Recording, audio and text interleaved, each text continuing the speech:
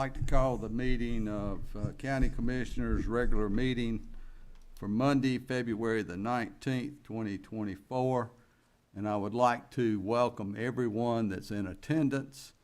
And I want to welcome WCCB camera up here. And I hope you all enjoyed the beautiful ride from Mecklenburg County to Stanley County, because we are in the heart of the Piedmont, and we need you all as newscasters to tell people about how beautiful it is over here. So, thank you for being here. At this time, I would ask that the commission look over the agenda. Is there any, I'm sorry. Before we do that, we need to do an invocation, pledge of allegiance, and I'm going to call on Vice Chairman Mike Barbie.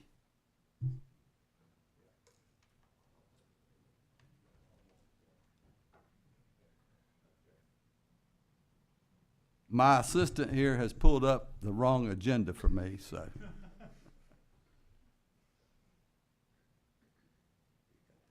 It's Commissioner Patty Crump. Patty, if you would lead us in the invocation and pledge of allegiance. You'll bow your head, please. Father, thank you. Thank you for this day. Thank you for the sunshine, and thank you for the change of seasons. The change of seasons is good. We are on the eve of a new election cycle, and tomorrow we will all be going out to vote. Lord, I just thank you that we are in this country and that we have the freedom to do that. And I thank you for every single candidate that has put their name in the hat. We know that there will be winners and there will be losers, but Lord, I'm grateful for every one of them who have decided to serve in this county. It's a sacrifice, and thank you for all the hard work they've all put in. I also want to thank you for this opportunity to work together with my other commissioners on this board. It is a privilege, and I just ask that you will be with us, open our hearts and our minds, and give us wisdom. And I ask that you'll just lead and guide us in everything that we think, say, and do today. And ask these things through Jesus' name. Amen. Please stand and join me for the Pledge of Allegiance.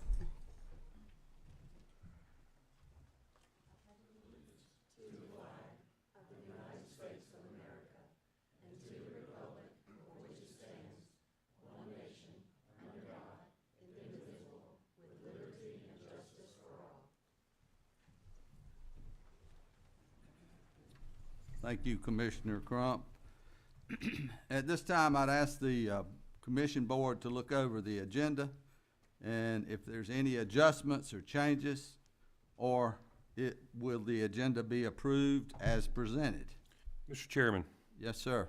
I would like to make a motion that we move the item number 1, public comment period, to item number 2, and to move item number 2 to item number 1 about the fluoride. Okay, we have a motion to switch public comment, making it item number 2 and item number 2, number 1. Is there a second? Second. There's a second. All in favor, please say aye. Aye. Any opposed? Motion carries.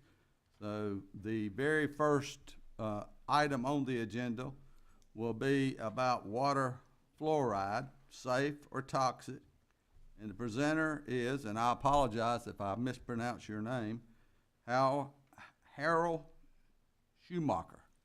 Close enough. Is that close enough? Close enough. And if you would, Mr. Schumacher, please tell us your name, where you live, and what your professional background is with your presentation.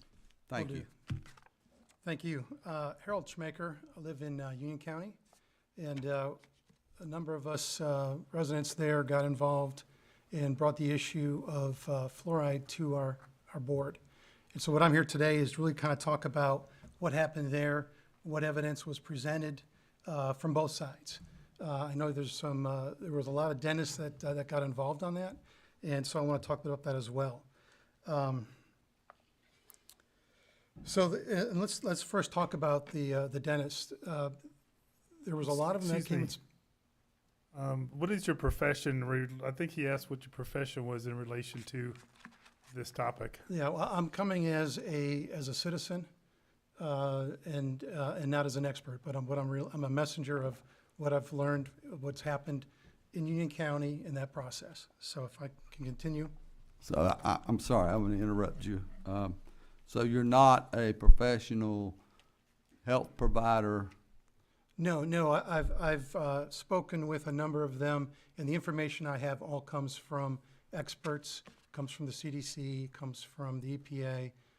All of that none of this information is from me. It's just information from the other experts. And would you give us your professional background? I'm in technology, IT? yes. Okay, thank you. All right, so while we're, we had when this became apparent that this was going to be voted on, there was quite a few dentists that came and spoke from all over the state. So they're very passionate about it, and I'm sure they'll come here and speak as well.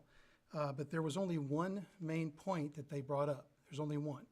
And that point was that the CDC says that water fluoridation reduces cavities by 25%. So 25%. I mean, that's pretty horrible. No new drug can get approved with 25% efficacy.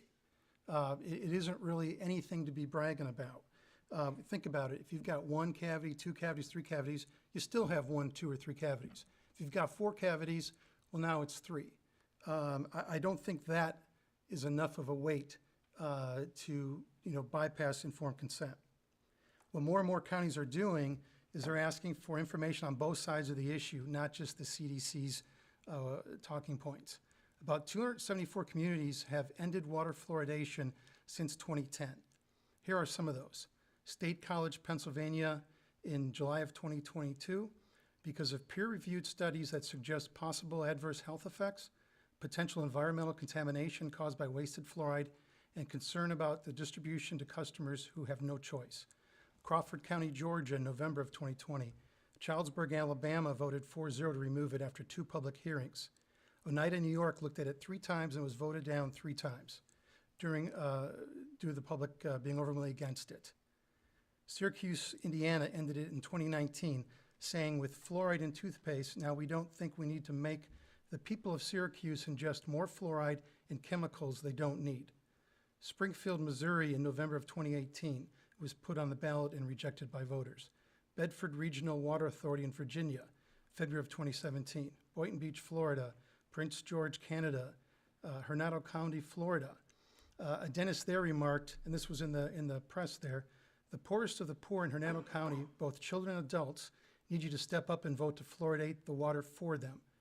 It is the only equitable way that we are providing everyone the benefits of 25% or greater cavity reductions without a single change in their daily routine. Without a single change, no change in diet, nothing. Let's just medicate them. Wichita, Kansas, College Station, Texas, Calgary, Canada, Greenwood County, South Carolina, they felt that the benefits of corrosion control far outweighed the benefits of fluoride. So fluoride causes corrosion in the pipes, which creates a lead issue. Countries that have rejected fluoride include Austria, Belgium, Denmark, Finland, France, Germany, Iceland, Italy, Luxembourg, Netherlands, Norway, Switzerland, and Sweden. And when you talk about the government safety standards, the safety standards for fluoride are very crude. Unless you have crippling skeletal fluorosis, where your spine is fused, it is considered safe. In 2006, the NRC reviewed the fluoride standards of the EPA. They documented the changes seen in the brain in controlled laboratory experiments in animals.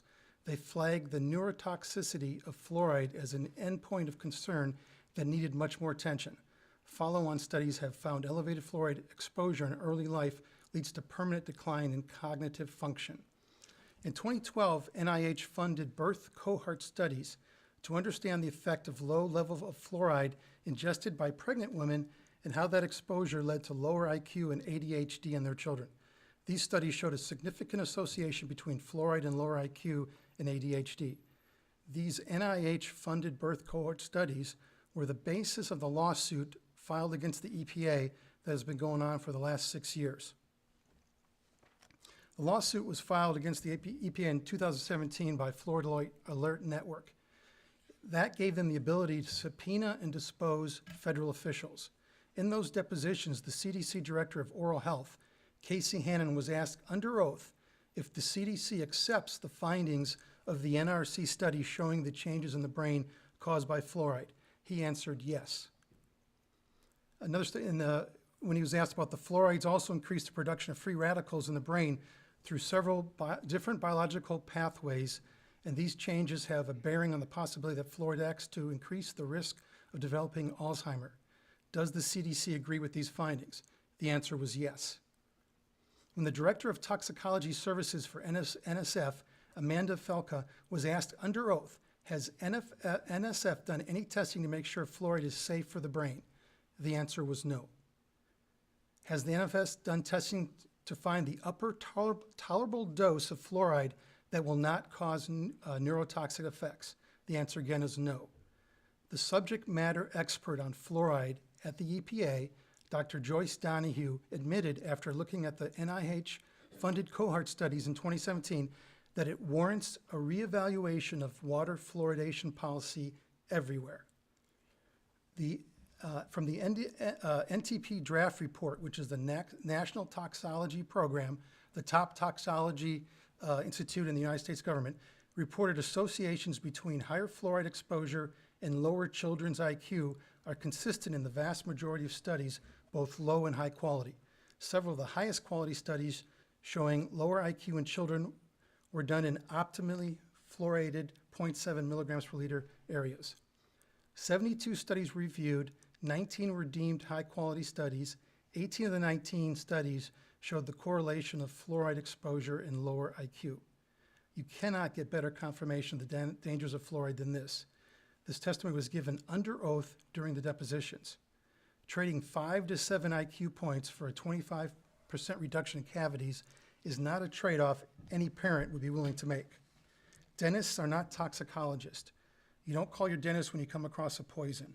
I'm going to do a little bit of a visual on some toxicology here. This spoon here represents about the fatal dose of arsenic. It's about 2 or 3 drops.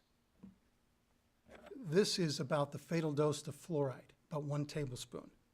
All right, I don't think any toxicologist or chemist would call these safe. Now, you may say by diluting them greatly, you reduce the danger, but this is very dangerous materials. Even in the transportation of getting here, it isn't safe.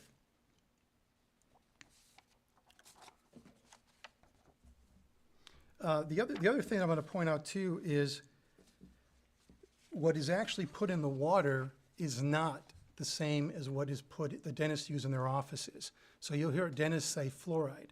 When a dentist says fluoride, they're talking about medical grade fluoride they use in their practice. What gets out of the water is hydrofusidic acid. No dentist would ever use hydrofusidic acid on their patient's teeth. Nobody would. Not a single dentist that came to Union County even acknowledged that it's hydrofusidic acid that goes in the water. Hydrofusidic acid comes from the phosphate fertilizer industry. It is untreated industrial waste. It includes fluoride, but it also includes, according to the supplier for Union County, it can include between 10 and 50 plus parts per million of arsenic. So if you want to know what hydrofluorosilicic acid is, it's the fluoride with the arsenic combined, and that's getting put back in the water. So you filter all your water, and then at the last step, you put untreated waste back into the water. Now you've got experts here in town, in Stanley County here. You've got a biochemist and an MD that'd be willing to speak on this as well, Dr. Amir Kostani. I also spoke to Dr. Carl McMillan. He's the past president of the IAOMT, which is the International Academy of Oral Medicine and Toxicology. The important piece there being toxicology. Dr. McMillan sent a presentation to the board in Union County, and he listed with that his top 3 reasons why you should end fluoridation. Number 1, it is not medical grade fluoride. It is hydrophosilic acid, a waste product from the fertilizer industry. The EPA will not allow it to be dumped into landfills or vaporized into the air. So how can it be safely put into water supplies? 2, it does not do its intended function. There has never been a clinical randomized trial showing that it works or that it's safe. And 3, there is no dose control. A bottle-fed baby will ingest 250 times the amount that's in the natural mother's milk. This is the only drug that's given with no prescription and no consideration for an individual's health status. Dr. Peter Mansfield, a physician from the UK and on the advisory board member for the recent government review of fluoridation, said this: "No physician in his right senses would prescribe for a person he has never met, whose medical history he does not know, a substance which is intended to create bodily change, with the advice, take as much as you like, but you will take it for the rest of your life because some children suffer from tooth decay." It's a preposterous notion. Paul Connett, PhD, and the father of the lead attorney, gives these reasons of why it's unethical. It violates the individual's right to informed consent to medication. The municipality cannot control the dose of the patient. The municipality cannot track each individual's response. It ignores the fact that some people are more vulnerable to fluoride's toxic effects than others. Some people will suffer while others may benefit. It violates the Nuremberg Code for human experimentation. And it's also ineffective. Major dental research concedes that fluoride's benefits are topical, not systematic. So why is it being ingested? Major dental research also concedes that fluoride is ineffective preventing pit and fissure tooth decay, which is 85% of the tooth decay experienced by children. Several studies indicate that dental decay is coming down just as fast, if not faster, in non-fluoridated industrialized countries. So let me just, I'm going to finish up here just by kind of quoting a little bit from the lawsuit. The EPA attorney noted that if the court rules in favor of the plaintiffs, the judge would have to select a point of departure, the point at which the harm from water fluoridation begins. So what they're trying to do is say, hey, you can't do this because of a technicality of you can't identify when it happens. We've only tested at these levels. So the judge responded back, what is he supposed to do with the fact that there is unanimous agreement that fluoride is causing harm? Even if it's hard to find the point where the lowest adverse effect is being observed, clearly there is an effect. And that's coming from the judge in this trial. The trial has ended. It is now in his hands to come up with a decision. But unanimous agreement that fluoride is causing harm.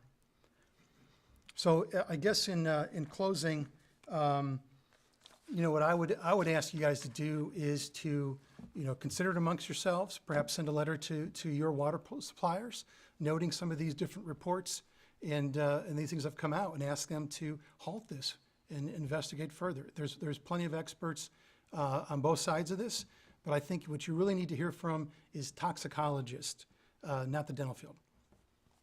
That's all the information I've got. Thank you. Thank you very much. I have a comment and then a question, if that's okay. Sure. Yes.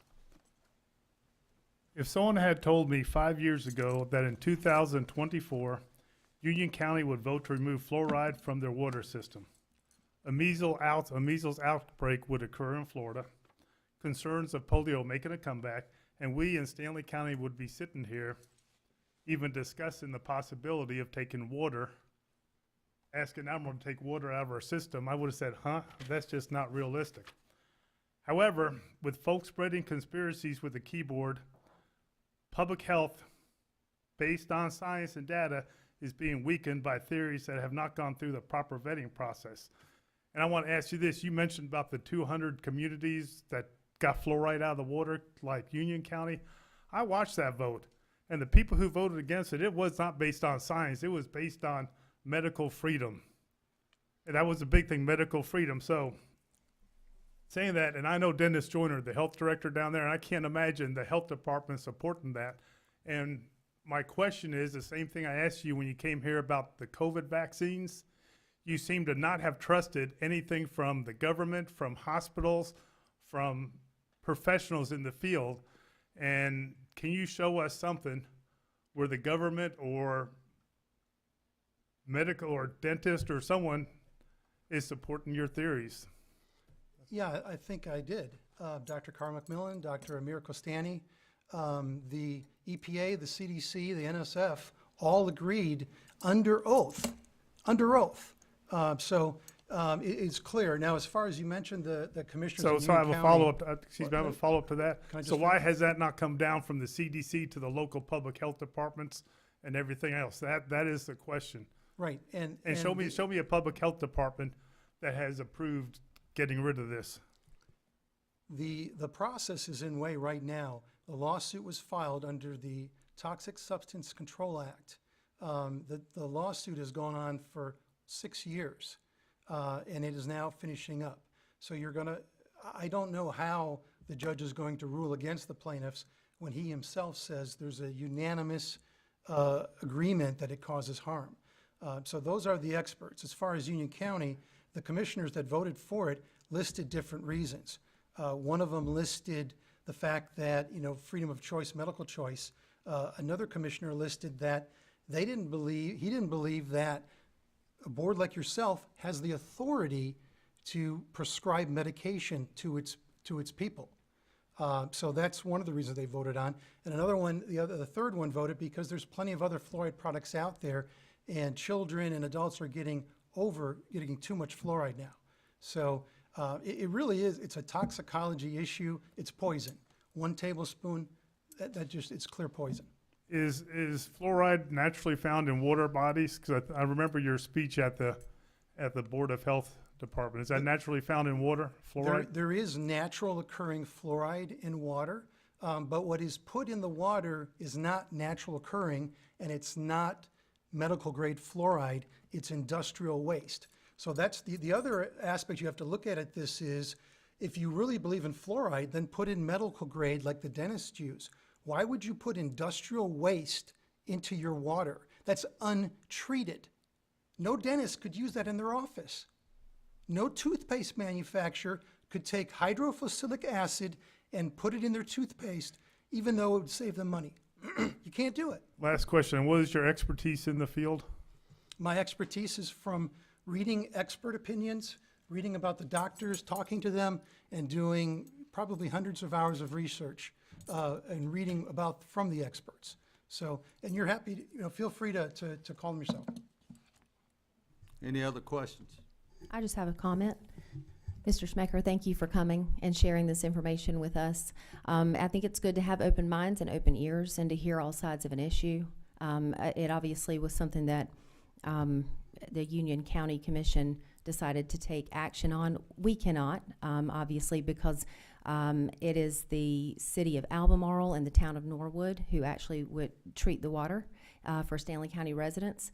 But thank you for bringing us the information, and we've gotten a very mixed response. We've heard from a lot of dentists who are on the opposite side.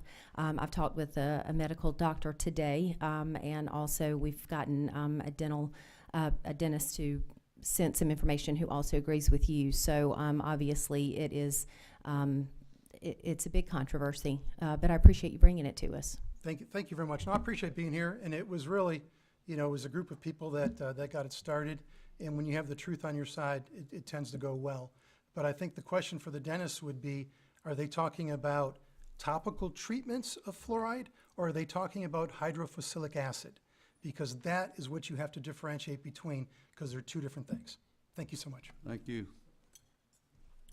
Next is public comments, and I'm going to call these out as it relates to the fluoride presentation. And there's a couple of other items that have been signed up for. I promise I'll get to all 5 of these people, citizens of Stanley County. First is Dr. Tom Norwood. Dr. Tom?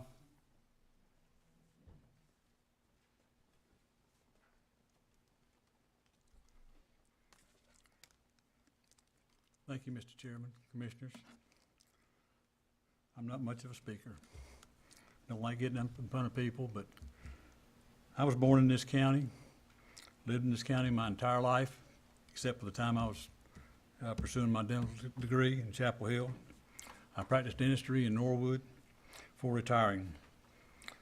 I'm the dentist member of the Health and Human Services Board and have been since they consolidated. I was a member of the Board of Health before that and for 8 years back in the 80s. I supplied you with the facts that you that you have. I hope it covered as much as you need. Fluoride is, like you said, a naturally occurring part of water. The benefits to our oral health and our finance is immense. And this day we need to question things that are the benefits of aiding our oral health. Reduction of tooth decay. Okay, 20%, but that doesn't count other things that are being done also. There are places where those aren't done. So 25% is probably pretty low. If you lived when I did back in the 50s, when we didn't have this, I got quite a few cavities. As a practicing dentist, I've seen what happened when people that are on well water but don't get public water, what they look like. There's a lot more decay, there's a lot more trauma of having a restoration done, and of course the expense.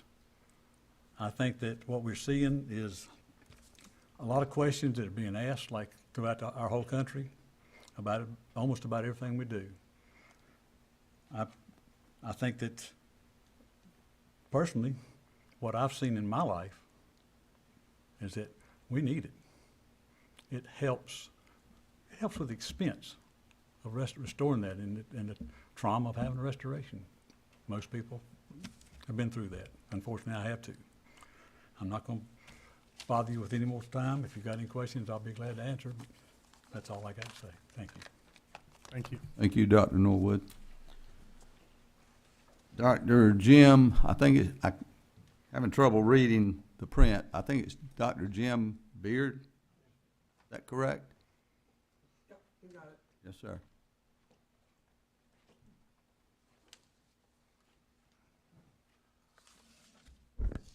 My name is Jim Beard. I'm from Albemarle, and I came here to speak in favor of the fluoridation of drinking water in our various water systems.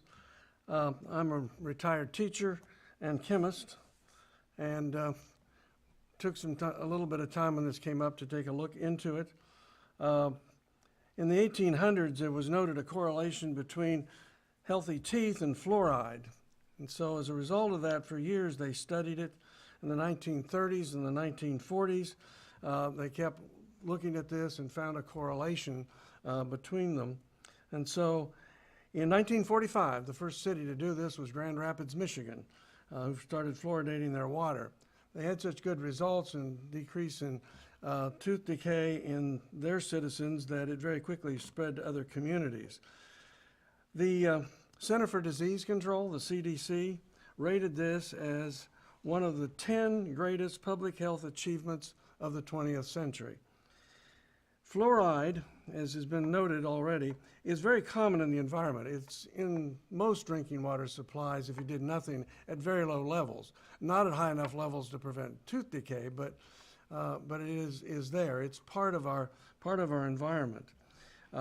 Generally, what water facilities are doing is adjusting the fluoride level to 0.7 of a milligram per liter, which is considered the effective level. It's actually, they reduced it some from what it used to be, but it's considered the effective and safe level at this point. There are places, like I said, where the natural fluoride level is above that level. There are some places in Colorado, for example. Fluoridated drinking water reduces cavities by about 25%. Now, that's been mentioned before, and I think that if you can save your child from some of their cavities, who wouldn't want to do that? Nobody ever said this was perfect, that you couldn't get some cavities even with fluoridation. That's never been the claim that I'm aware of, but it does help, and it gets the level down. Fluoridation is the best way to get fluoride distributed to the community. I did want to, he earlier commented about that's what did he say, hydrosulfuric acid. I'm not sure what he means by that. I don't know whether he's talking about hydrofluoric acid. It's possible that's what he's referring to. Hydrofluoric acid itself, if you purified it and put it in a bottle, it'd be quite dangerous. It's a nasty compound.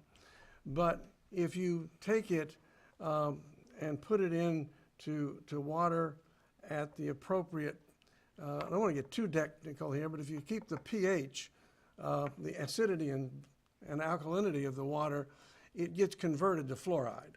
So it doesn't stay in the water as hydrofluoride. It's just one way of putting it in. There are lots of these chemicals. One of the things is that the utilities, even no matter what their source of the fluoride is, and I can't speak to that because I've not researched that, but no matter where you get your fluoride, the water when it comes out of the plant, and I have been to some of the labs that do this water testing, they have to test under state law and federal law for all kinds of things that comes out in your drinking water.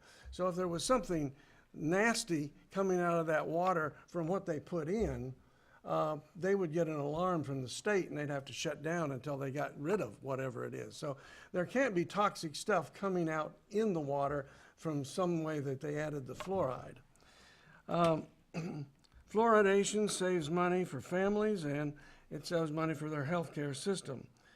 It is widely recommended by all of the public health, all of the major organizations, all of the public health, medical, and dental organizations.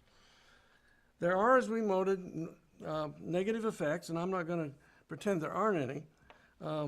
There's a condition called fluorosis, which was discovered in Colorado because they have fairly high fluoride, and some of the natural sources had fluoride in excess of, say, 2 milligrams per liter, and that's kind of the threshold. It affects children under 8, and the effect is to put whites, as the enamel is developing, you get white spots on it. There seems to be no other effect from it. And as long as you keep the level down around 0.7 milligram per liter, you don't have a problem with that. Dr. Beard, I'm sorry to interrupt you, but I should have told you and the other speakers to try to keep it within 3 minutes. And I Okay. know you're over 3, but how about Okay. I'll try to- circling the wagons for us? Okay, Thank you. let me just make one comment. There's a question of choice, and I think that's always tricky. Why do we, make people take it because it's in the water? The analogy I thought of is seat belts. Back in the 1970s, there was a lot of debate about seat belts. Most states made it a law, click it or ticket, and now everybody wears seat belts. But it's not a choice, it's a law. And I think not everything do we get to decide for ourselves. So I'll leave you with that and simply leave that there. If anybody has any questions, I'll try to answer them. Thank you very much. Dr. John, is it Kirby? Risley. I'm sorry, they wrote over your name and I could not make it out. Risley, like grizzly bear, but without. Risley. Risley. Thank you, Dr. Risley. Thank you. Good evening. I am Dr. John Risley from Richfield. I am a retired professor of chemistry at UNCC. I taught biochemistry and medical biochemistry to future physicians and dentists for over 30 years. I also did medical research for over 40 years. I'm also a very proud Vietnam-era U.S. Army veteran. Thank you. From the news media, I understood that there was going to be a presentation to this board this evening on the toxicity of fluoride in municipal drinking water, and so far it's been very interesting. I have a very short presentation addressing this issue. Is fluoride a toxic molecule? The answer is yes. Fluoride is a toxic molecule at a certain amount. In fact, every chemical molecule, except one, is toxic at a certain amount. So is fluoride toxic at the amount in municipal drinking water. It's been pointed out, 0.7 milligrams per liter. The answer is no. At the very small amount of fluoride in municipal drinking water, 1, a 50-pound child would need to drink about 450 gallons of municipal water at one setting to reach the toxic level of fluoride. 2, a 120-pound woman would need to drink about 1,100 gallons of water, municipal water, at one time to get the toxic amount of fluoride. And finally, 3, a 200-pound man would need to drink about 1,800 gallons of water at one sitting to get the toxic amount of fluoride from municipal water. It may surprise you, but water is a toxic molecule. A person, whether a child, a woman, or a man, would die from water poisoning long before the small amount of fluoride in municipal drinking water would have any effect. In fact, it's been reported that a woman died in 2023 from water poisoning after drinking just 4 bottles of water in 20 minutes. Water is much more toxic than fluoride. Now, the dental community will generally tell you that the evidence is that very small amount of fluoride in municipal drinking water is beneficial to reduce dental cavities and to save citizens money. So I hope that this is very useful, factual information for your discussions. Thank you very much. I'll be happy to take any questions if you have any. Thank you, Doctor. Zena Risley. And again, I'll emphasize, please conserve time. Try to keep it to 3 minutes or less. Good evening. My name is Zena Risley, and I live less than a mile from the town of Richfield. I am a retired chemist and a member of the Town of Richfield Parks and Recreation Committee. I want to thank you for the Stanley County Parks and Recreation Grant Program. When the program was piloted, Richfield Park received a $10,000 grant to add bleachers with concrete pads to the main baseball field, which was matched by the town of Richfield.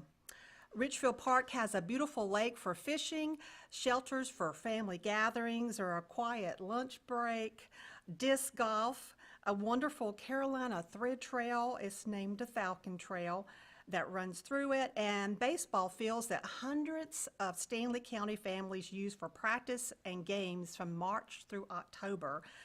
After you approved the program for permanent funding, Richfield Park applied for and was awarded another $10,000 grant for playground equipment, which was matched by the town of Richfield. We are excited for the town of Richfield to apply for the Parks and Recreation Grant Program again this year and continue the capital improvements to Richfield Park, which benefits so many residents, especially the children of Stanley County. Most of our community municipalities have a small tax base and very small annual budgets. So they appreciate each commissioner's commitment to the health and well-being of their residents and surrounding communities. I encourage you to continue your permanent funding of the county's Park and Recreation Grant Program at the present level of $100,000, therefore offering the grant opportunity of $10,000 for each municipality annually.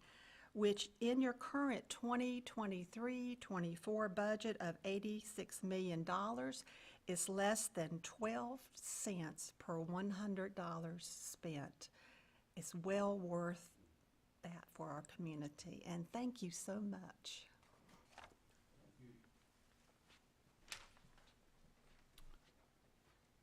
Dosha Swearingen.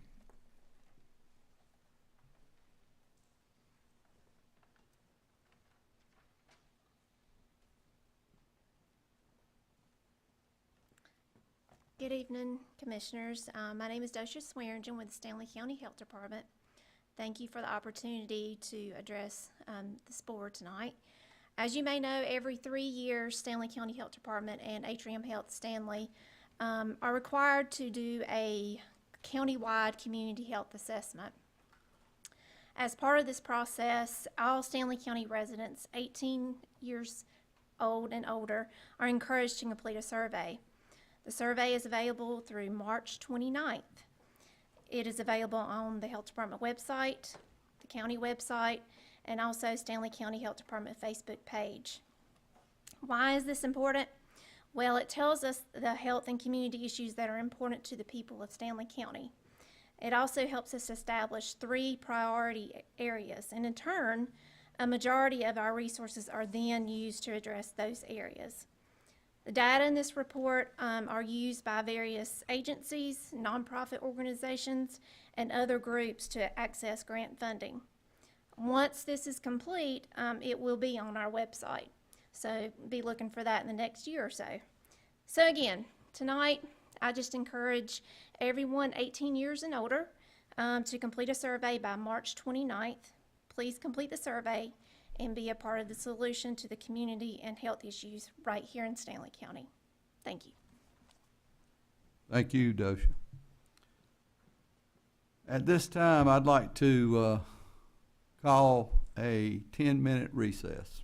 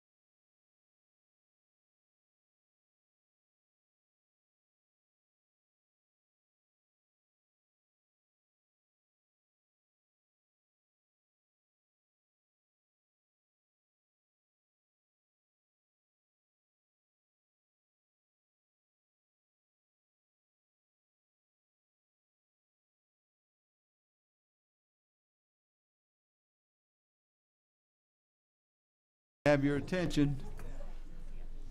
Need the rest of the commissioners back up here.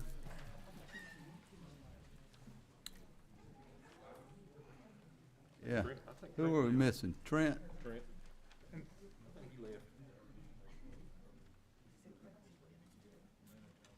We have a quorum, so. Yeah.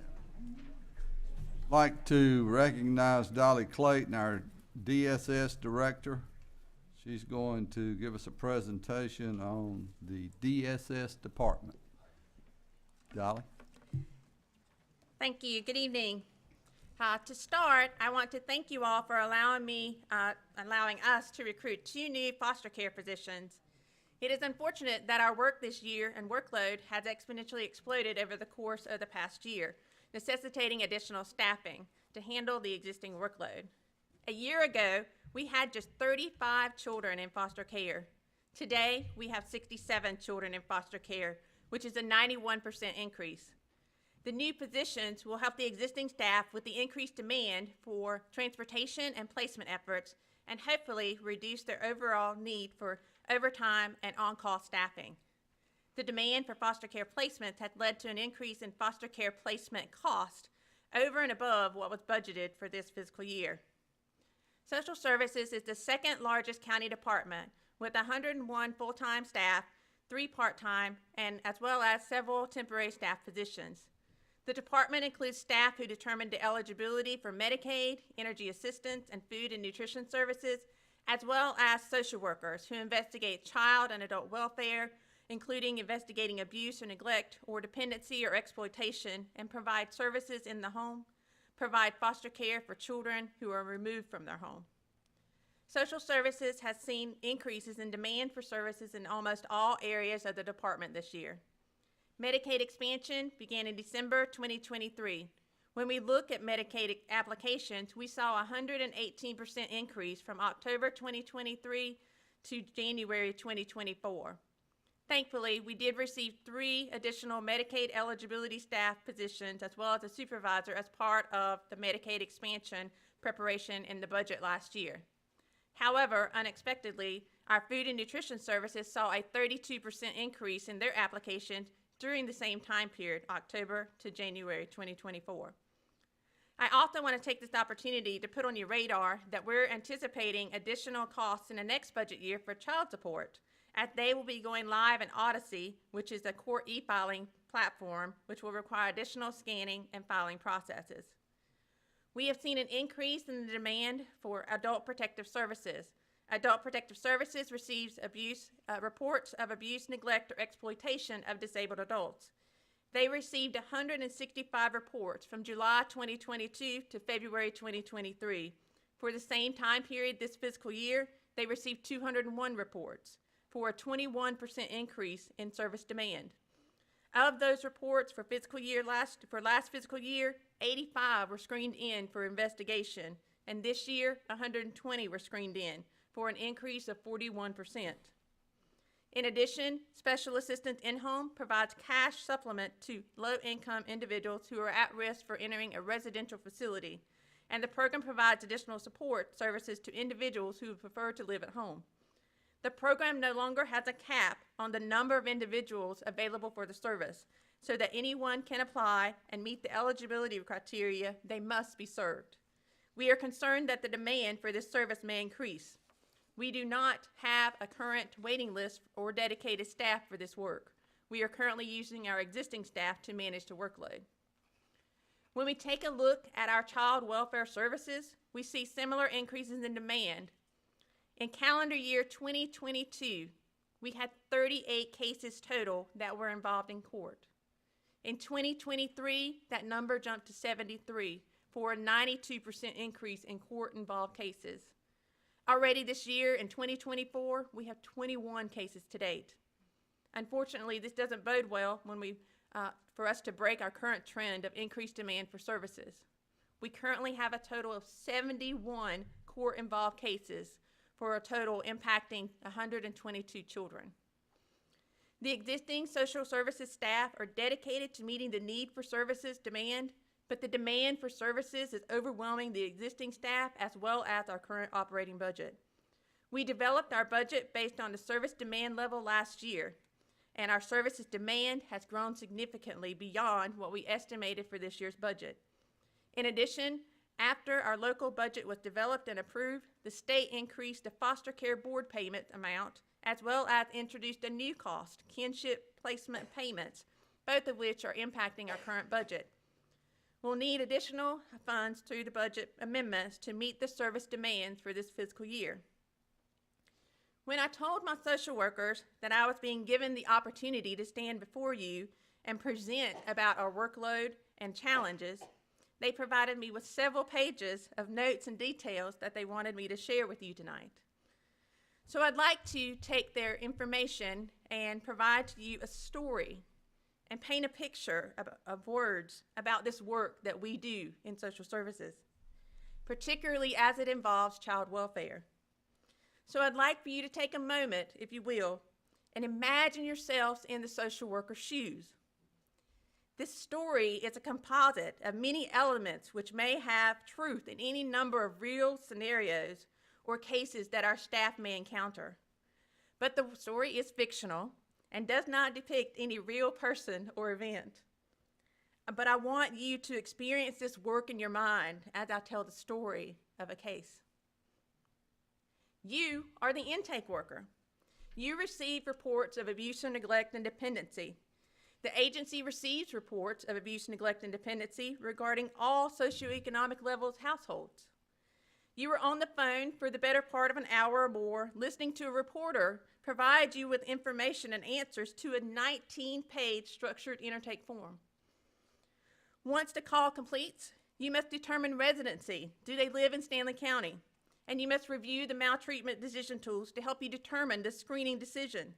You must staff the case with your supervisor to determine if it is accepted for investigation, the appropriate response time frame, whether it's immediate, 24 hours, or 72 hours, and the appropriate assessment track for the call. You must begin this process reviewing the various databases regarding the people involved in the case. A report doesn't necessarily lead to court involvement, but a family can become involved with the DSS court at various points in the life of the case. The call was accepted for assessment, and you are now the Child Protective Services assigned worker. As the Child Protective Services social worker, you work with the family to assess the risk for abuse and neglect while attempting to preserve the family unit and prevent further harm to the children. You have other cases that you have already been working on, but you're on rotation to get the next case. In the past 11 days, you've received 5 other new reports, and you must begin working on the case in accordance to the required response time frame, immediately, within 24 hours, or within 72 hours. During the course of the investigation, you must make face-to-face contacts with the parents, the primary and non-primary caregivers that reside in the home. You must also conduct interviews with all the non-resident parents who are sometimes reluctant to be found and/or involved in the investigation. You must conduct a home assessment, which includes a tour of the home and the premises to determine if the environment impacts the child's safety. During this tour, you also have to be aware of anything that might compromise your safety, such as too many people in the home, guns or knives in the home, and/or any upset, angry, or emotional adults that might raise their voices to you, threaten you with personal violence, or hurl objects into you or your vehicle. If the family seems aggressive or threatening to you, then you must call law enforcement and to assist and be present while you complete the interviews with the family members. At the same time, depending on the makeup of the household, you must conduct interviews and gather information so that you can complete the necessary paperwork to adequately document that you have reviewed the various safety risks in the home, such as fire, firearms, that you have completed a plan of safe care for substance-affected infants, as well as assess for safe sleep for that infant, if applicable. Some of these safety documents can take you an hour or more to complete with the family. To initiate one case might take you all day or multiple days if you're driving to multiple locations and residences trying to locate an avoidant parent. To make diligent efforts to locate a person who is non-compliant requires you to go to multiple locations, multiple times a day at varying times of the day to locate that non-compliant family member in order to conduct an interview and gather information in order to ensure the child's safety. While you're in the field, you will also receive additional new reports on other families, which also have to be completed in the required time frame. Your investigation may take you several weeks as you're trying to locate family members, but because of the seriousness of the initial allegations, it's not surprising when during the course of your investigation, you also receive additional reports related to this family, which you also have to investigate as it relates to these new allegations, which means tracking down those same family members again to try to assess their knowledge of the newly reported information. Due to the existing housing challenges in our community, it is not surprising that one household might have multiple families sharing the space. When there is a report on one family, you are required to open separate reports and assessments on each family living in the home. One house may involve 4 different families living in the home, which will then quadruple your work. You must complete all those same safety and risk assessment documents for those families. Throughout the course of the investigation, you are constantly assessing for the safety of the children based on the allegations provided in the report and the information that you have gathered from the family members, including the children. While in the field, you must contact your supervisor to discuss the case and determine if the children can be maintained safely at the home. If the children cannot be maintained safely at home, then you must discuss with your supervisor whether a temporary safety placement or TSP is necessary. You must discuss with the family who they want to use as a temporary safety placement, and depending on the findings, the temporary safety placement may be allowed to move into the home with the family, or the children may move into their home. During the course of the assessment, you're required to maintain ongoing face-to-face contact with the children, parents, and caretakers at least twice a month with 7 days between the visits. You must make collateral contacts with the reporter and at least 2 other people significant to the case. As new information is provided from schools, medical personnel, and others, you must respond to any new concerns. As part of the temporary safety placement process, there are strict guidelines and a safety plan to ensure that the children are safe. The TSP and the parents must agree to these guidelines, but it's not unusual for you to find that they have broken that safety plan, at which point you need to assess the safety risk. You must staff the cases with your supervisor at least once every other week, and as well as upon learning any new information. Each case is unique, but the demands on your time as the case social worker are never ending.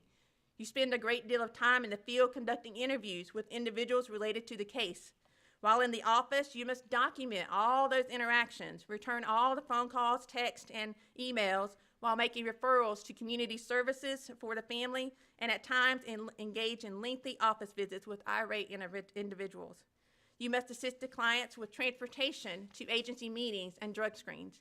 You must meet the demands of the court to assist the parents with accessing available services, even with those non-compliant parents and caregivers. If the children cannot remain safely in the home and a temporary safety placement cannot be located, then you must staff with the case with agency administration. And when necessary, the decision is made to file a petition to assume custody of the child. By this time, you have worked diligently with the family to help them identify those alternative placements to prevent the children and custody from being assumed by the agency. However, when it comes to this point, sometimes the parents become avoidant and hostile and refuse to help with an alternative plan. It would not be unusual for you to work from 9 a.m. to 4 a.m. the next morning when assuming custody and arranging placement of the children.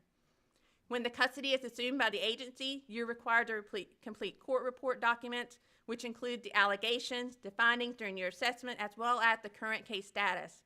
As necessary, you are required to testify in DSS court, and sometimes you are subpoenaed for court for criminal matters or civil court for custody issues. When you get back to the office, after tracking down all the parents and all the folks as it relates to the 3 families you found in that home, you must document everything you learned about each of the families in their case files. There's a massive amount of paperwork required by the state, from safety assessments to temporary safety placement assessments to child and family team meeting documentation and narrative documentation of interaction with family members and information that's gathered through the course of the assessment. Although we have 2 after-hours on-call social workers, there is more work than they can handle. So unfortunately for you, tonight, you're back up on call. You've already worked all day, and now you have to go out into the field to assess the allegations on a new report that we just received because the on-call workers are already out on other calls tonight. You get done at 2 a.m., but you still have to get your daytime hours in the next day. The kids from your case are currently safe, but the family needs more services. You and the supervisor decide to send the case to in-home services so that you've got to get the case ready for transfer for the new worker and conduct a transfer visit with the new in-home services worker. You are now the in-home services worker. As the Child Protective In-Home Services social worker, you strive to maintain the safety of the child while helping the parent and caretakers to learn and implement more effective parenting practices and work to prevent further harm from happening to the child. Once again, this is not the only case that you are assigned. You must make diligent efforts to find the parents who may or may not have been engaged in the case at this point. Maybe one parent is out of state or in jail or otherwise unreachable. You must review the continued needs and safety requirements identified in the case, and you must begin and develop a family services agreement within 30 days. Sometimes the parents are angry and frustrated that DSS is still involved in the case with their family and refuse to meet or otherwise avoid the new social worker. But your job is to locate the family members and engage them in services. You must address the safety concerns that were identified during the investigation and assessment. And as part of this process, you must invite the family and their support to participate in a child and family team meeting to develop the family services agreement. This meeting can take 2 hours or more. If needed, you call law enforcement to address any client behaviors during the meeting. If domestic violence is an issue, then both parents must have their own separate meeting to develop their own separate family services agreement. You must try to engage with all parents, both custodial and non-custodial, and make ongoing contact with the children and the temporary safety placement provider. These contacts must be at least twice a month and at least 15 days apart. If there are substance use issues, then you request drug screenings, which are sometimes met with resistance and derogatory comments. You must make at least 2 collateral contacts each month for each case, but usually spend time playing phone tag with these individuals. If the parent or child reside outside of Stanley County, then you must ask the DSS in that county to assist you and make the contact. The process of requesting an assist in another county is very time consuming, as you must provide detailed information so that they can make an assessment for the contact. You must also staff with your supervisor any new information that's gathered that impacts the case. You must complete a great deal of paperwork to document everything that you learn. Sometimes the interventions and referrals that you provided are successful, and you can close their case as there's no identifiable risk to the child. However, sometimes those cases become court involved when the parents are non-compliant or when there's a safety risk that DSS must assume custody. When DSS assumes custody, once again, you conduct a transfer visit with the foster care social worker and complete the documents to close out your portion of the case. After your normal day finishes, you return to the office at 4 a.m. for the 4 a.m. to 8:30 shift supervising children without placement in the office.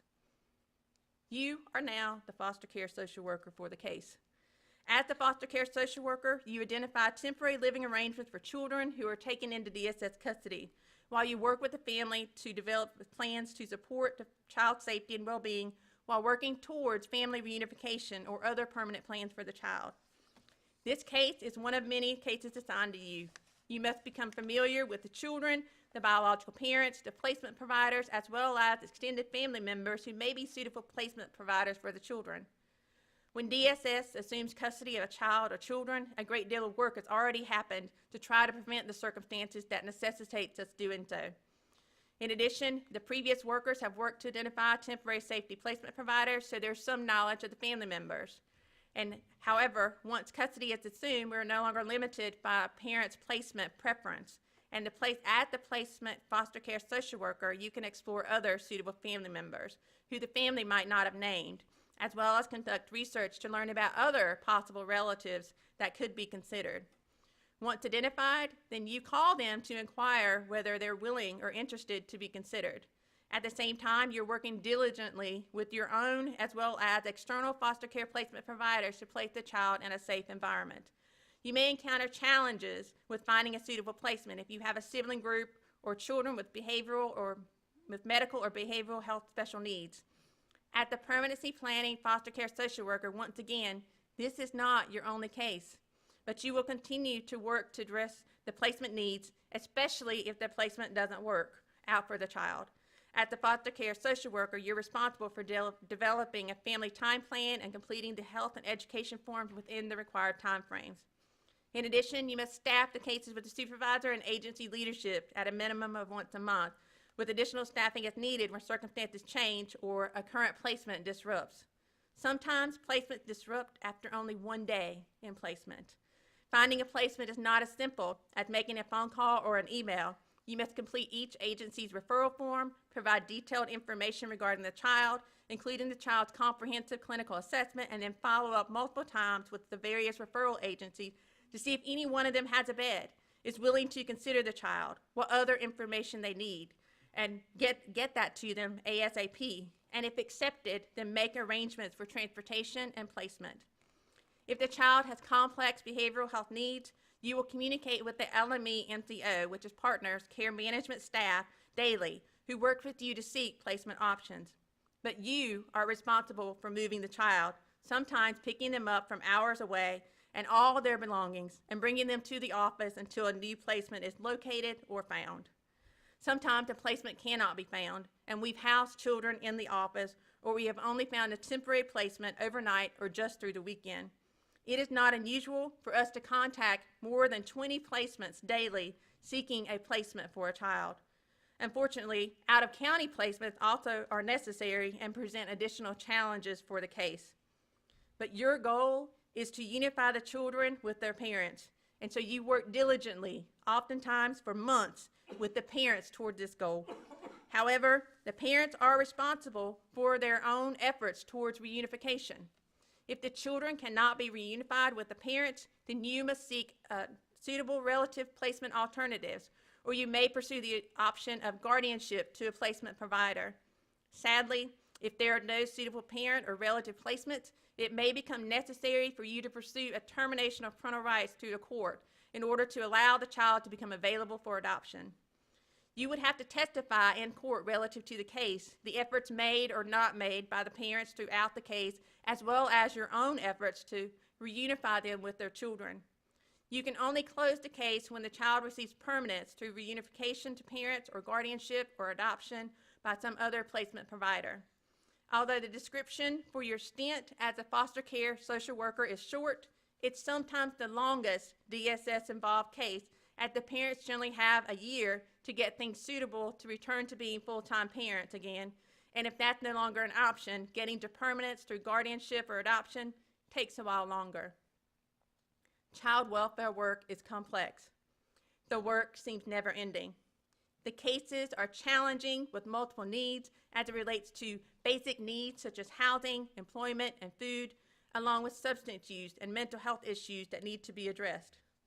Child safety is paramount, but in order for the child to be safe, the risky behavior and safety concerns must be addressed by the social worker.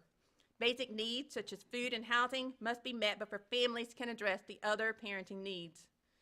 The social workers who do this work daily are dedicated to the families and they work hard to ensure the safety of the children involved in the cases. The social workers work with the family to address whatever the safety concern is that brought them to the agency's attention. While our role may seem somewhat adversarial in court, we work with the family in partnership to pursue solutions for other identified issues to help the parent identify what would be in the child's best interest and ensure their safety. No matter how good the staff are or how hard we work a case, we cannot predict future behavior.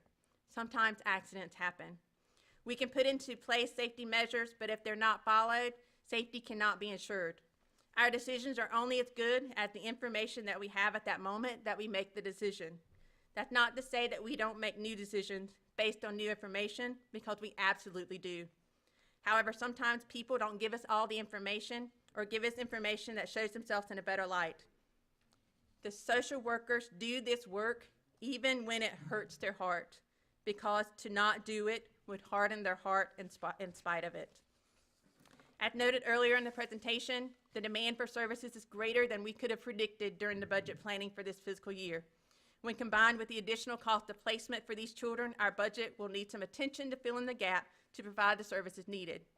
I hope this picture of the work has provided you with a better understanding of the work as well as the efforts of our social workers throughout the process. Thank you for listening and for your time tonight.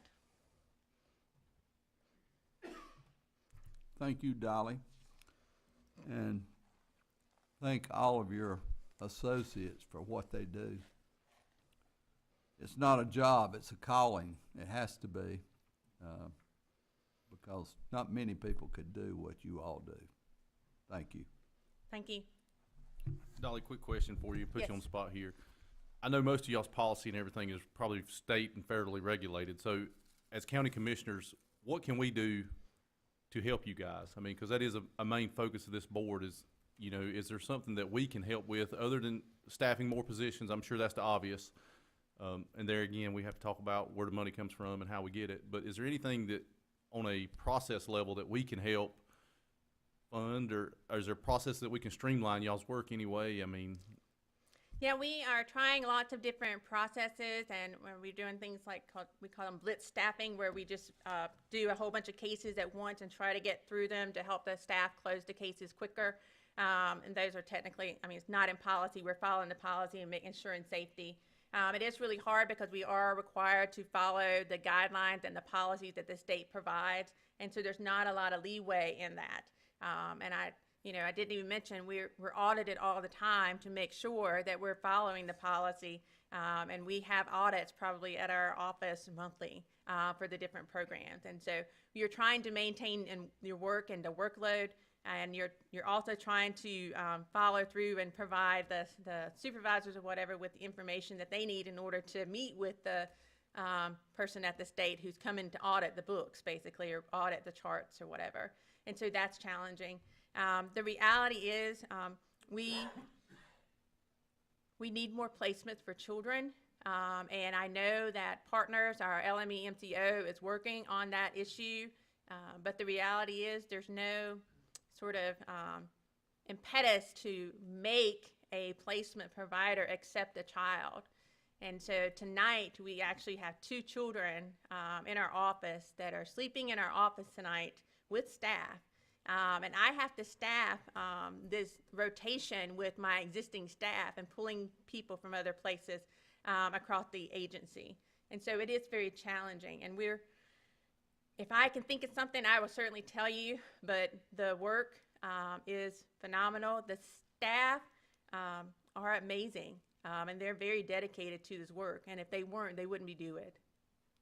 another thing that you mentioned was the food budget. The dietary budget is way up this year that we didn't plan for. And I guess that's like with food assistance, like food stamps, things like that. I mean, is that? So what I mentioned was the fact that our nutrition services application numbers also increased. And so we think that basically when people came in and applied for Medicaid because of Medicaid expansion, they also applied for food stamps because they're almost like hand-in-hand kind of programs. And so we just weren't expecting to see an increase in that program as well. Maybe we should have anticipated, but of course the state didn't give us a heads up. Oh, by the way, this might also affect your food stamps. So that was what I was mentioning. We had a 30-some% increase in our food stamps application, we believe directly related to Medicaid expansion. And do you believe that some of that could be fraudulent, that we're funding some fraudulent food stamp? Well, we do have a fraud investigator, and we have one, and she does do work around fraud issues. But the primary thing for fraud is that somebody has to report it. And if nobody's willing to report it, then, and we have to determine eligibility based on the information that we can find or that we're given. And so there's not a lot of leeway there for us to say, well, you don't look like you meet the criteria. We have to do it based on the information we receive. If they provide fraudulent information and nobody calls to report it, then we have no way of investigating it. We have no way of tracking. But we have had some fraud that was discovered, and we have had some instances where people are in payback when they receive benefits that they did not deserve. Dolly, could I Thank ask you you a guys so question? much for everything. I'm sorry, I didn't mean to. So I know that one of the biggest needs that you have is to have fostering families, people who are willing to foster children, and there's a process. Just briefly, because, you know, people are going to watch this. This is a good opportunity. Could you let people know what is the process that they need to follow in order, if you know, they're called to do that? Yeah, so if you're interested in becoming a foster parent, you can certainly contact us using our mainline number and go online to the website, and you can find where it talks about becoming a foster parent. You would basically begin the process by having a conversation with our licensing person on staff, and then she will talk to you through the process. There is a series of trainings that you have to go through as part of that process. They do extensive background checks, as well as make sure that your home is suitable and is safe, and that it has enough bedrooms to house potential children that you might get placed with you. Okay, considering you get green lights all the way through from start to finish, how long does it take to get through that process? It can take, I believe, the better part of a year, just because of all the background check and getting through the series of the training, as well as making sure, because you have to get fingerprinted and everything. And so it does take a while. And then every person in the household that's currently living in the household, they have to have a physical. And so if you've got children already in the home, they have to have a physical, and that has to be submitted as well as part of the process to make sure that people are healthy and able to provide. The staff also conduct several home visits with the individual family to have a conversation with them. If there are younger children in the home already, then we do have a conversation with those children to make sure they're on the board as well. Because if they're not on board, then it's not going to work either.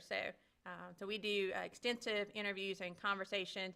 And then once we get all that information back and all the certificates, and the fire marshal has inspected their home and all that paperwork, then we send that to the state, and then the state reviews it, and they get their license.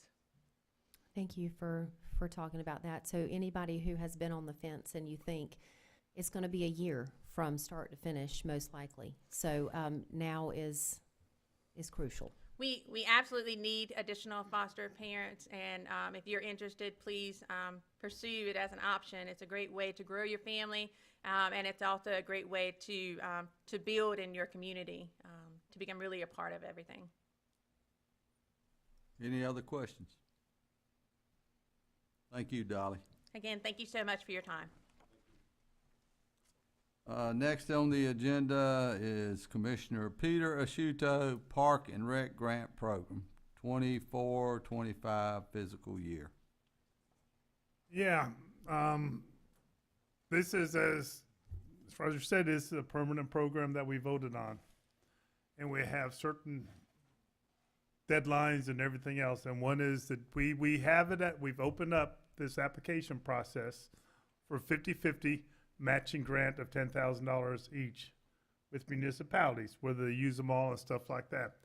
And then, as it was last year, I believe we get them on April the 19th this year is the deadline. Then we look at them and we vote on them the following meeting.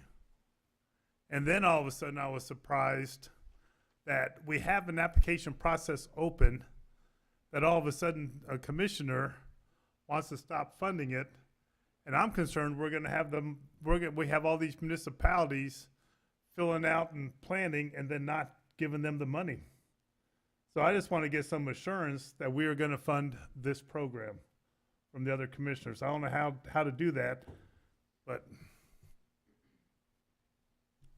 Any commissioner up here would like to comment toward Commissioner Asciutto?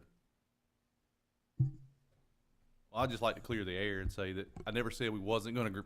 I personally don't have the authority to make that decision. I was just asking the question in the meeting, with the new expenditures we have coming, if we were going to have to look at making cuts or we're going to raise taxes.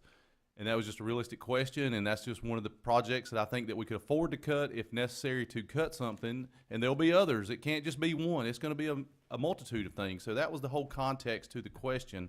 It wasn't, let's just don't fund the Parks and Rec grant because we don't want to.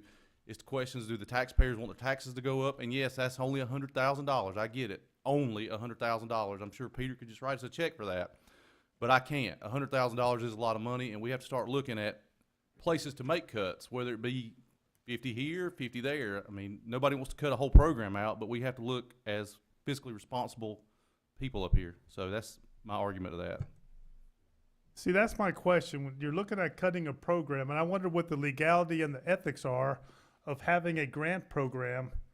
And I know you don't have to accept it, but for somebody to submit a grant that we advertise, and after they submit a grant, all of a sudden you say, oh, I'm sorry, there's no money in that pot. Because when you apply for a grant and they advertise for a grant, you would assume that there's money in there to pay out. So what I'm hearing you're saying is that is could be on the chopping block. Sure, anything is. We haven't set a budget yet for 24-25. And we go through this every year, and I just don't, and I still don't get assurances. Are we going to fund this or not this year? Can I get some consensus or feedback from everybody whether we are going to fund this Parks and Rec grant program for this year? Are you making a motion? I'm trying to think how I can make a motion. I make a motion that we fund the Parks and Rec grant program out of the budget for next year, and that's worked into the budget for next year. Peter, can I say something? We just heard Dolly, and we've heard a lot of other department heads, you know. Yeah. We just heard Dolly, we've heard a lot of other department heads talk about, like Brandon said, let's just be patient with this. I don't think anybody's against this program, Peter. I just think we want to do the right thing at the right time, and right now is not the right time. I just wonder the legality of that and the ethics of that. I'm serious. And I know you're about to cut me off here, but this is a great partnerships with the municipalities. It's a grant process that is currently open. And yes, there are different needs. What would we raise? Our budget raised like $10 million last year or something. We are one of 7 counties in North Carolina that literally give nothing to Parks and Rec. This is the only thing we contribute to Parks and Rec, and it's a specific program for capital improvements. So basically what you're telling me is this is on the chopping block because you're not committing to it, then we've already committed to it. That's all I'm going to say about that. Well, I'm gonna make a statement, that sounds like the county's about to crumble. That is not true. Budgets are made each year and approved each year by June 30th, I think is correct, and it starts in July. And even though, Commissioner Shudo, we have a grant program, does not mean that we have a funded grant program each and every year. It's just like any other program, we have to review our revenues and expenses to determine what we can do. And these dollars that we're talking about are taxpayer dollars. And I hope that we are frugal with those dollars. You know, the program's a great program, especially when we get things improved in each of the towns that apply for it. But I don't think we can't approve. That'd be like Andy, our county manager, coming to us and say, I want to put $1 million in for raises for all my associates, and I want to do it now. We're not going to do that. And I don't think we can justify putting any money in any bucket until we know what our total budget's going to be. That's like you don't go out and buy a new house for $300,000 and hope you can find the money to buy it. I mean, we've got to look at our budget before we start spending any dollars. That's how I feel about it. Any other comments? Yes, I would just like to add our budget, and I agree we have to look at our budget. When you present the budget to us, I would like to have every single department head there when you're explaining their budget so we could ask them direct questions. Like when you talk about every time, because you always go when we have our budget meetings and you tell what this department needs, that department needs, I would like to have the department head at that meeting so we could ask them questions in case we have questions. That's what I want to have this year because we are concerned about the budget. And I'm going to make a statement about that. Andy Lucas is our county manager. and we sure don't need to micromanage Andy. If we've got a particular department budget that we've got questions about, then maybe we should invite that particular person. But to have every department head come before the commission board, folks, we're not up here to run this county. We're up here to make sure Andy runs this county and runs it properly, and we're up here to spend tax dollars in an appropriate manner. And, you know, Peter, I'm sorry, I disagree with you on that. Because I just don't, hey, we should be 40,000 foot level folks looking down. Andy's got to get down into granular, and we're not to run the county. That's what we got County Manager Andy Lucas for. And I will say this, Peter, you made a motion. Does anybody else Nobody have? seconded, so it's not one seconded it. Yeah, nobody seconded it. I'll give a second chance. Anybody want to second it? Don't hear anybody, so the motion will die, because we didn't get a second. So let's move ahead, and the next item on the agenda is County Manager Andy Lucas.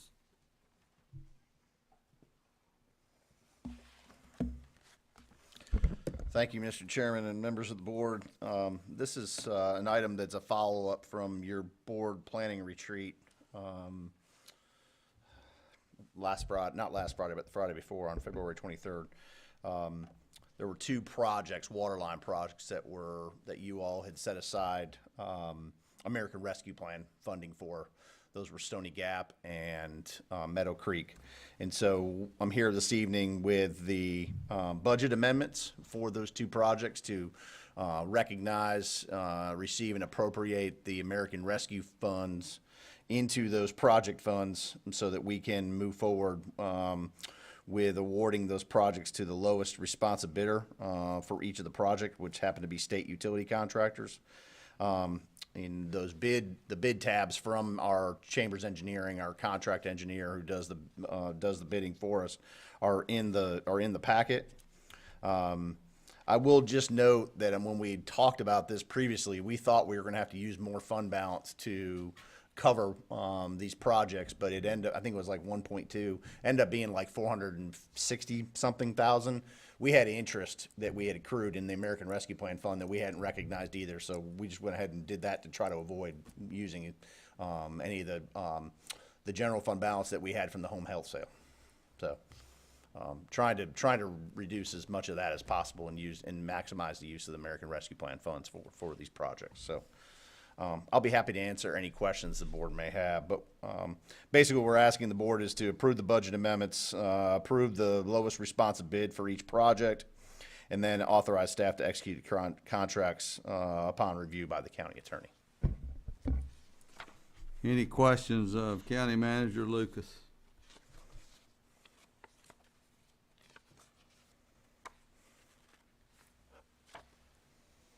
If there's no questions, I'll make a motion to consider approval of the lowest responsive bid for each waterline project from state utility contractors of Monroe, North Carolina, and to consider approval of the associated budget amendments which authorizes necessary funding for each project and execute contracts for both contracts upon review by the county attorney. Have a motion, do we have a second? I'll second that, sir. Commissioner Eford, any other discussion about this matter? Hearing none, all in favor, please say aye. Aye. Any opposed, like sign. Motion carries 7-0. Thank you. Okay, thank you, County Manager Lucas. I believe that brings us to the consent agenda. I think every commissioner's probably had plenty of time to review the consent agenda. Is there a motion to approve the consent agenda? Mr. Chairman, I would make a motion to approve the consent agenda as presented. Is there a second? Commissioner Hatley. Any discussion? All in favor, please say aye. Aye. Any opposed? Motion carries 7-0. Let's do, commissioner comments, and I'll start with Commissioner Crump. Okay, I'll just have a couple of comments to say about the Parks and Rec grant. Peter, I think it's a great grant program, and I'm glad we were able to help with $55,000 of upgrades last year. And I supported that. I believe you said I did not publicly, but I did. When I said not now, it was 2 weeks prior to us passing the budget last year, and I was holding out because we were still in negotiations, and there were 3 SRO officers that were not yet funded for our schools. And so we wanted to make sure that those were going to be funded prior to us saying yes to the Parks and Rec grant. Those were my reasons. And after County Manager Andy Lucas went back with his team, and we, 2 weeks later, we found the money for those 3 SRO officers. So all of our schools have those, and we had the $55,000 for the Parks and Rec. So I'm optimistic, but I do know that there are years that we have to tighten the belt. So I'm not ready to say yes yet, but I hope to say yes in June. Thank you, Commissioner Crump. Commissioner Hatley? Commissioner Barbie? Commissioner Shuto? Yeah, just for the record, you voted no, he voted no, and Mr. Barbie voted no for approval of the grant projects for all the municipalities. You voted no for them. And then when they passed, you voted to fund them. But initially you voted no. Just want to get the record straight on that. And I just urge people to go out and vote tomorrow and let the chips fall where they may. Commissioner King? I want to thank Mr. Schmecker for coming out tonight, and it was very educational on both sides tonight, and there's a lot of information to process, and this is one time I'm thankful we don't own our own water processing plant. I think that there's arguments to make both ways, and I wish that we wasn't in a point in our society where we didn't have to question the government and things they do. I think COVID brought a lot of this to light. If Big Pharma, you can't trust Big Pharma every time, and they can't say trust the science, so you have to take all that into fact when you make these decisions, and I'm thankful we don't have to make this decision tonight. But I think the folks in Flint, Michigan would probably question the validity of their water source at times too, and I think they got a raw deal on that deal also. So I don't think we can always say the government has our best interest at heart. We may try, but a lot of times the bureaucracy gets in the way, red tape gets in the way, just like with Dolly's job. I mean, I think that if we put Dolly in charge of the state, she could probably streamline a lot of processes that would make things simple, but we can't do that because we have to justify salaries and make people feel important. So I think that's something to be considered of. I think that everybody should be clear where we stand on the Parks and Rec grant as far as Patty and myself, and anything else. We're not against it. We're just going to be good stewards of the community's money. And Peter thinks it's a joke, I guess, and wants to try to spin everything he can. So just be aware of what's going on and the real story. So thank you guys for coming out tonight. We appreciate everybody being here. Commissioner Eford? Thanks, sir. Ms. Swearingen, I filled out the community health assessment Friday, and when I clicked on it, I thought about Miss Bennett, because she's the only person I know that can make that exciting. But I do encourage everyone to fill that out because it is important. I think last year we had like 1,000 or something like that out of 63,000 in the county. So it is important to fill that out, and it's really simple with the QR code. So thank you so much, and Ms. Bennett, thank you so much for being here. That is important to our county. Thank you, Mr. Chairman.